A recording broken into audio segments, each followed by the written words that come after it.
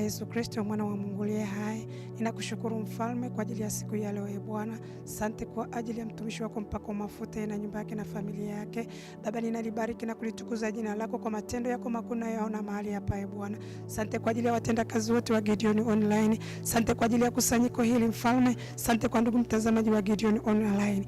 Baba, ninalibariki na kulitukuza jina lako. Asante kwa uaminifu wako mkuu. Tazama majira haya Bwana, tuko mezani kula na kunywa kwa ajili ya neno lako Bwana, ninakuomba Roho Mtakatifu ni mfundishaji na mkumbushaji, ukapate kutufundisha neno lako Bwana, ni katika jina la Yesu Kristo mwana wa Mungu aliye hai. Na mimi mtumishi wako Baba najiweka wakfu kwa ajili ya kazi yako. Naomba Yesu nitumie kama upendavyo. Mimi ni chombo tu mfalme, katika jina la Yesu Kristo mwana wa Mungu aliye hai. Amina. Kanisa, Bwana Yesu asifiwe. Karibu ndugu mtazamaji wa Gideon Online kwa ajili ya tafakari yetu ya neno siku ya leo. Ujumbe wa siku ya leo, dalili au ishara za moyo uliojeruhika. Ndugu mtazamaji, leo tunaendelea na tafakari yetu ya neno. Vipindi vilivyopita tulijifunza kwa habari ya jeraha za moyo, na leo tunaendelea na somo letu la siku ya leo, dalili zinazojitokeza moyo unapojeruhika. Mtu wa Mungu, unapopata jeraha ndani ya moyo wako, yamkini kufiwa na mtu wa karibu au ni jambo lolote ambalo limejeruhi moyo wako, ziko dalili zinaonyesha kabisa mtu huyu amejeruhika moyo wake. Na moja kati ya hilo ni mtu kukata tamaa. Mtu anakata tamaa, anaona ni bora ajiue, au mtu ule wema aliokuwa na tena. Unaona mtu alikuwa anapenda kusoma, alikuwa anapenda kufanya kazi kwa bidii, lakini ghafla unaona anapoteza ile nguvu ya kufanya kazi au utendaji wa yale mema. Au ni mtu wa ibada, tunaona anaanza kurudi nyuma taratibu taratibu. Nini? Liko jambo ambalo limejeruhi moyo wake na mtu yule akakata tamaa na kurudi nyuma.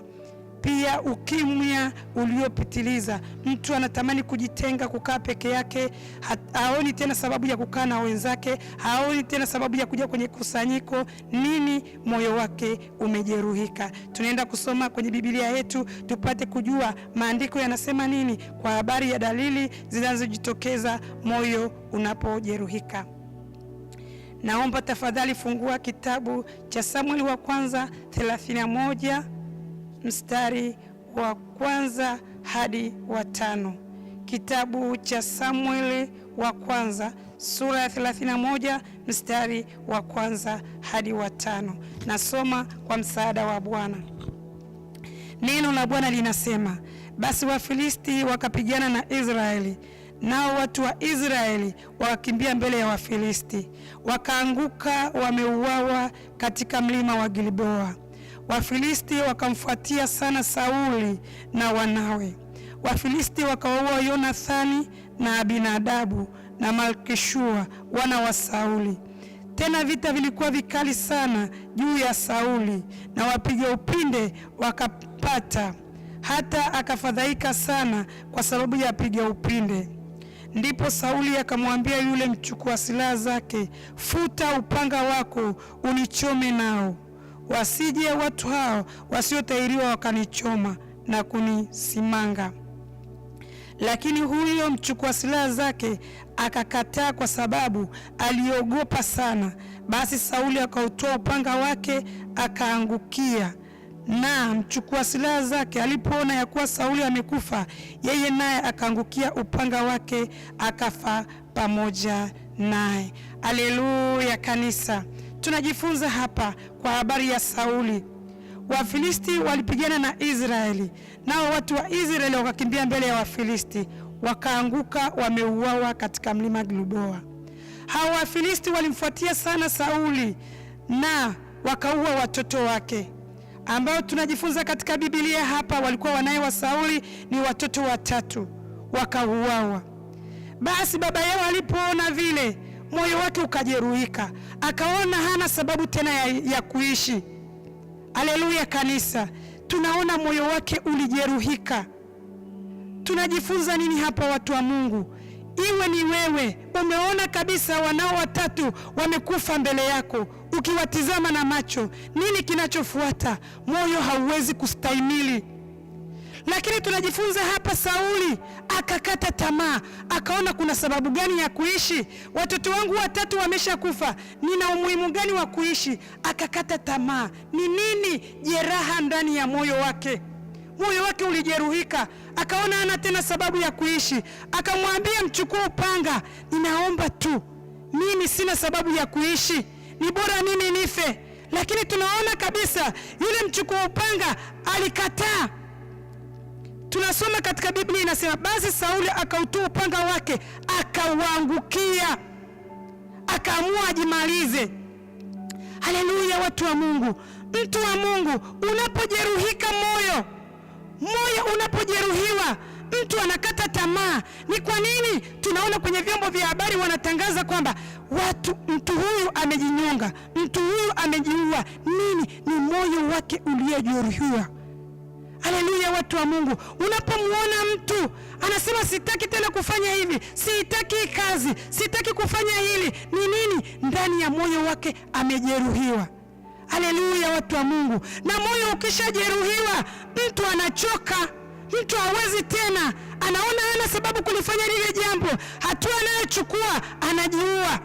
Tunaona hapa Sauli anajiua, na katika jamii yetu tumejifunza kabisa. Tunaona ni watu wangapi wanaojiua. Mtu ameachwa na mpenzi wake, anaamua anywe sumu afe. Ni kwa nini? Moyo wake umejeruhiwa, muda aliotumia naye amejeruhika, anaona ni bora kabisa afe. Haleluya, watu wa Mungu. Kwa hiyo mtu wa Mungu, dalili kama hizi ukiziona ni kwa mtoto, ni kwa ndugu yako, jua kabisa ndani ya moyo wake kuna kitu kinachomsibu. Haleluya, kanisa. Tunaendelea kujifunza mtu kuacha kutenda mema.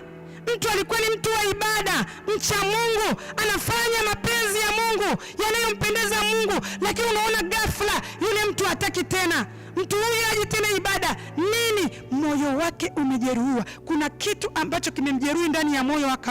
Akaona kabisa, sina sababu ya kufika tena pale, sina sababu tena ya kumwomba Mungu, sina sababu ya kufanya 1, 2, 3. Nini? Ndani ya moyo wake umejeruhiwa. Tunaenda kusoma katika kitabu cha Galatia 9 mstari wa 9.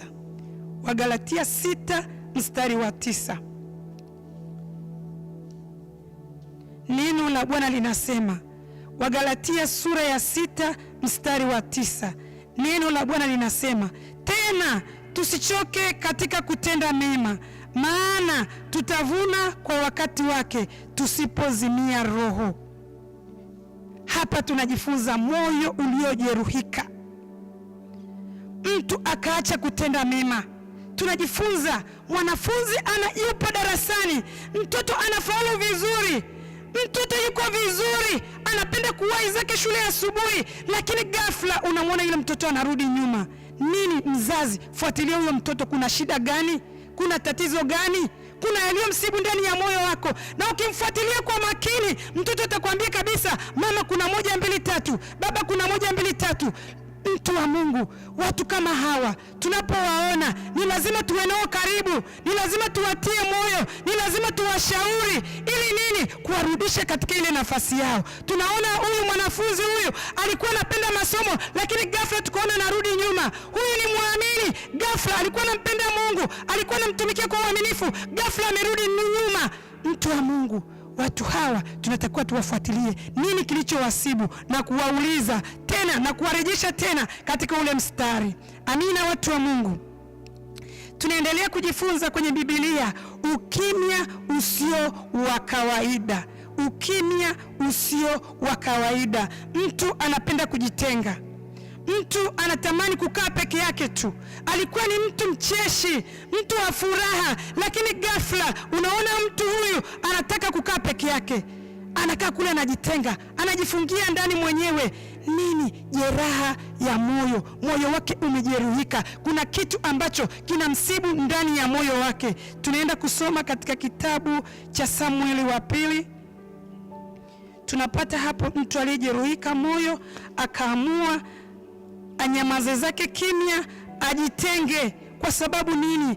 Haoni tena haja ya kukaa na watu, haoni tena haja ya kuishi, akaamua kujitenga.